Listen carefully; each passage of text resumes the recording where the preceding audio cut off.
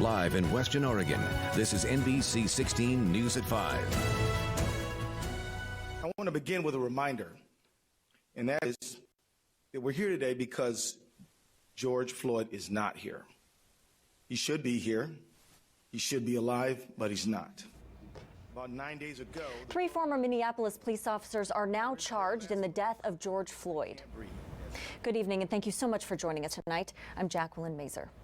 Minnesota Attorney General says former officers Tu Tao, Thomas Lane, and J.A. King face charges of aiding and abetting murder. 2 of the 3 helped to hold Floyd down while the 3rd stood by watching.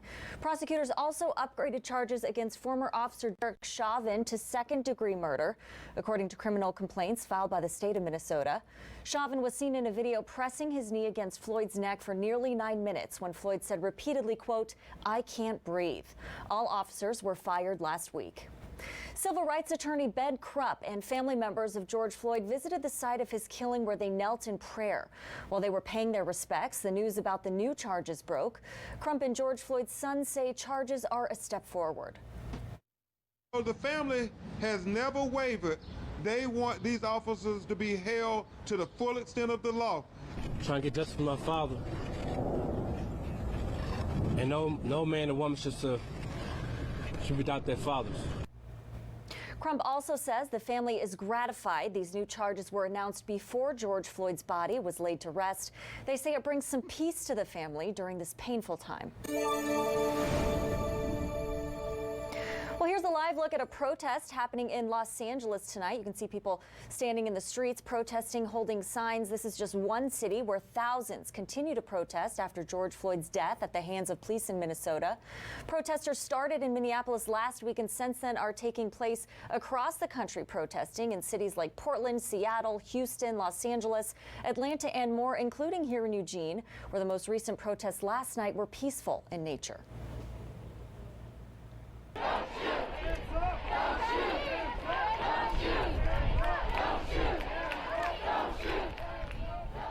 Don't shoot, hands up. That's just one of the chants heard from thousands who gathered outside the Capitol earlier today to protest police brutality. We are not a threat, Black Lives Matter, and George Floyd were also chants that were heard. On the South Coast, rumors are circulating about a social media group known as Antifa. Rumors are circulating about Antifa on social media, They'll be busing in hundreds of people to stage riots in Coquille and Coos Bay. Now, last night at the courthouse in Coquille, the Coos County Sheriff's Office surrounded the building in anticipation of that threat. Captain Gabriel Fabrizio says people from the area showed up to protect their property, and he was inspired to see the community come together. He says their dispatch center is getting a lot of calls about possible threats from Antifa. It's been difficult to figure out what is credible and what isn't, he says. It was enough that we felt like we needed to pay attention. It would be better to err on the side of caution and be prepared in case something did happen. And thankfully, nothing did. That was the best possible outcome. Now, thankfully, Antifa did not show up last night, but Chief Fabrizio says they were prepared and will continue to protect the community if future protests turn violent. Any potential threat we have to take seriously. We have to try to mitigate it. Because if it had been true, it could have been potentially devastating for both property and loss of life. Coos Bay Police Department is also experiencing a high call volume related to Antifa. Deputy Chief Chris Chapinar says they would like to encourage people to check the validity of a claim before calling in the report. Well, here's a look at a peaceful protest in downtown Eugene yesterday. The crowd eventually stopped in front of the federal courthouse where protesters held a 9-minute moment of silence, the same amount of time George Floyd had an officer's knee on his neck before he died. And of course, you'll want to stay tuned with NBC 16 News. We will bring you the latest community developments, including if and when any new protests develop, as well as information from city leaders regarding any future curfews. It was another bright and sunny day across western Oregon with a lot of pollen still hanging out in the air across much of our area. And pollen counts, at least for grass, still remaining at extreme levels. Trees now falling back to moderate, but still expecting to keep that allergy medicine close at hand. Daytime highs did manage to warm up into the mid to upper 70s through the valleys out along the coast into the low 60s, but those clear blue skies over the Coburg Hills from earlier in the day, something that we will continue to see at least for the next 24 hours with those clear, calm, and quiet conditions on our radar and satellite. Tonight, temperatures fall back into the mid-40s. More sunshine with warm temperatures tomorrow, but I am tracking the potential thunderstorm threat in our weekend plans. I'll have those details in just a few. Josh, you had to do that during the weekend, didn't you? Just kidding. Thank you. We are turning now to a positive story happening today. An application is now open for Lane County residents who need help paying their rent due to the pandemic. Each person can apply for a share of $930,000 in rent assistance through Lane County Resources.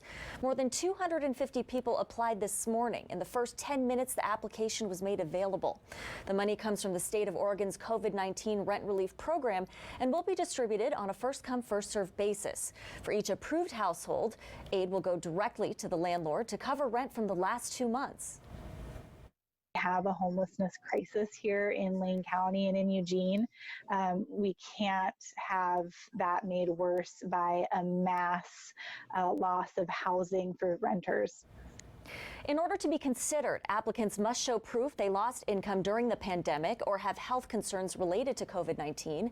The amount of money each household will receive depends on their gross income level. For the application to go through, the applicant needs to be the one listed on the lease.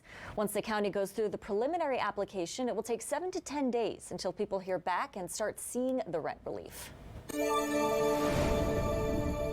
We are hearing from Oregon's new Employment Department director tonight after Kay Erickson was asked to resign Sunday. The department is in overdrive to get through 38,000 unprocessed unemployment claims. Interim Director David Gerstenfeld is continuing efforts started by the former director called Project Focus 100.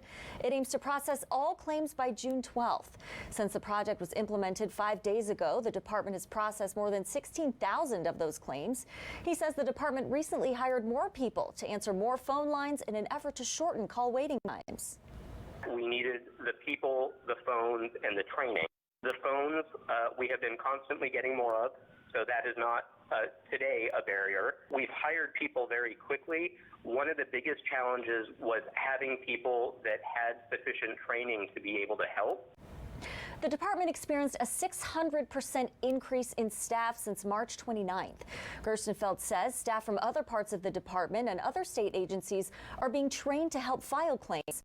They're also looking to see if members of the National Guard can assist with outbound calling.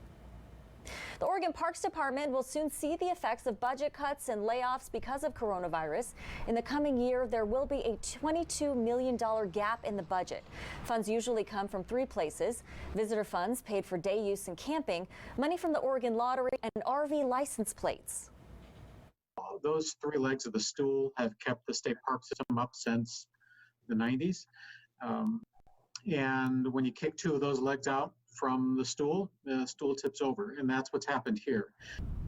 To try to even this out, the department plans to furlough employees and reduce services. That means trash collection, restrooms, showers, and landscape maintenance are now limited. More than 47 people will be laid off in the next few weeks. The department usually hires hundreds of seasonal staff, but now they've only been able to hire about 70 since March. Some of the bigger parks for camping will reopen on June 9th. For a full list of what is open and where, you can head to our website, NBC16.com. We are turning to coronavirus numbers. The Oregon Health Authority reports the state is nearing the 4,400 mark in cases. The state added 3 more deaths and now has 159. Focusing now on Lane County Public Health announced 2 more cases, bringing the total to 79 cases. Now 78 are positive test results, as you can see on the screen there, with 1 presumptive case. Both new cases are from the Eugene-Springfield area. One of those cases is a child under 5 years old. Health officials say the child was infected through household transmission. That child is stable at home now.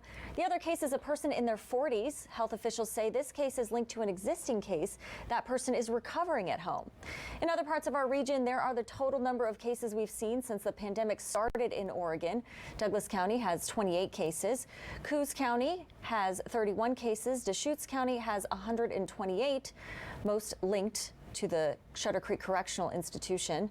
Now, Deschutes has the most in our region, as I mentioned, with 128 cases. Lynn County has 119 cases, Benton 57, Lincoln 18. More counties have since applied for Phase 2. Those are all the counties in yellow that you see on your screen there, including local counties. If approved tomorrow, those counties could move to Phase 2 as early as Friday. Now, Governor Brown says counties approved for phase 2 will be able to relax some restrictions and reopen some sectors, including allowing larger gatherings of people up to 50 indoors and 100 outdoors. Churches can meet in larger physically distanced groups, and employees can start returning to offices, though remote work is still strongly recommended whenever possible. Other sectors that will reopen include venues like movie theaters, bowling alleys and arcades, recreation sports and pools. Zoos, gardens, and museums can also reopen in a limited fashion. Restaurants and bars will have curfews extended to midnight. Coming up next on NBC 16 at 5, new developments in the race for a coronavirus vaccine, how many doses Dr. Fauci expects to have by the start of 2021. Plus, the U.S. government says it will block Chinese airlines from flying into the U.S. Learn when these changes take effect.